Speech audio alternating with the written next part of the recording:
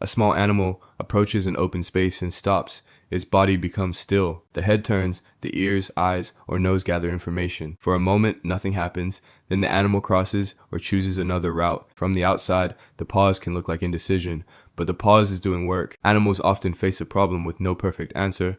Moving forward may lead to food. It may also reveal them to a predator or bring them into conflict. Waiting has a cost. Moving has a cost. The environment rarely provides complete information. The pause creates a small window for risk assessment.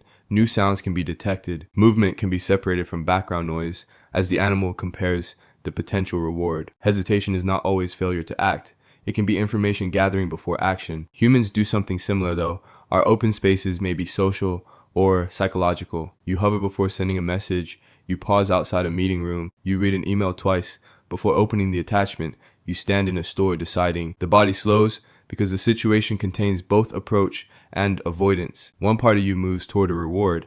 Another part detects a threat. You want to speak, but you may be judged. You want to change jobs, but lose stability. You want to start a project, but starting creates the possibility of failure. The pause is the point where both paths are active. Picture a deer at the edge of a field. The field offers food, but the tree line offers cover. The deer cannot eliminate uncertainty. It can only sample the environment and choose. Human hesitation often feels more complicated because our threats can be imagined or symbolic. A critical comment can feel like danger even when no physical predator exists. A useful mental model is the scanning pause and the spinning pause. A scanning pause collects information that can change the decision. A spinning pause repeats the same fear without producing new evidence. From the outside, both look like stillness inside. They are different processes. A scanning pause asks, "What do I need to know?" It checks the deadline, reads the contract, or tests a small step. It has an exit condition.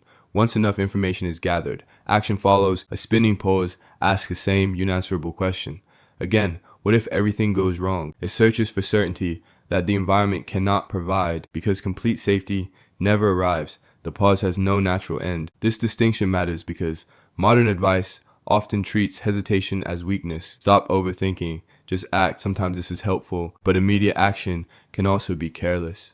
The problem is not pausing. The problem is pausing without knowing what information the pause is meant to collect. Animals do not write a perfect report before crossing the field. They use enough information for the next move, but humans often demand more. We want proof that the conversation will go well or the business will succeed. We want to know the new city will feel right or the decision will never be regretted. That is not risk assessment. It is a request for prophecy. A better reframe is to define the size of the decision and the cost of being wrong. Some decisions deserve a longer pause, but others are reversible and small. Treating every choice like a permanent crossing keeps the nervous system on constant alert. You can ask 3 questions. First, what is the real threat? Name it specifically, because feeling embarrassed is different from losing your income. Second, what information could genuinely reduce uncertainty? Third, what is the smallest reversible move that would create new information? If you are considering a new skill, the smallest move may be one lesson. If you are worried about a conversation,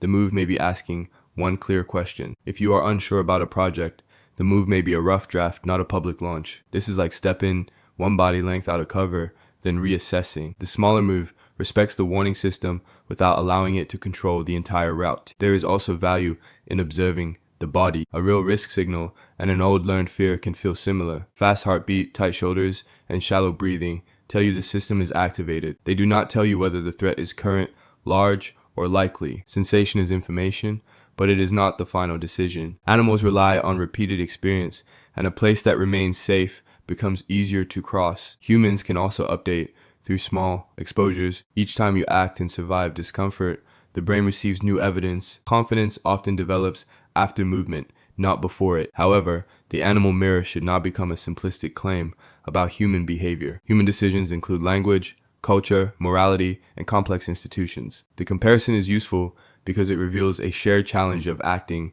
under uncertainty. The pause at the edge is ancient and it protected living creatures from rushing into danger. You do not need to hate it, you just need to give it a job. The next time you freeze before an action, imagine the edge of the field. Ask yourself whether you are scanning for signals or just spinning in circles. If you are scanning, identify the missing signal and collect it. If you are spinning, choose a small step that produces reality instead of imagined scenarios. Pausing can also prevent wasted effort, and fleeing from every uncertain sound costs energy. It may mean losing food or opportunity, but ignoring every sound can be fatal. The useful strategy sits somewhere between permanent panic and reckless approach. Human decision making faces a similar balance, so avoiding every uncertain situation shrinks life. Charging into every situation creates unnecessary harm, so a good pause helps calibrate the response. The pause is also shaped by the environment, so in a familiar place, an animal crosses quickly, previous experience lowers uncertainty, but in a changed place, the same animal may stop longer. Humans also hesitate more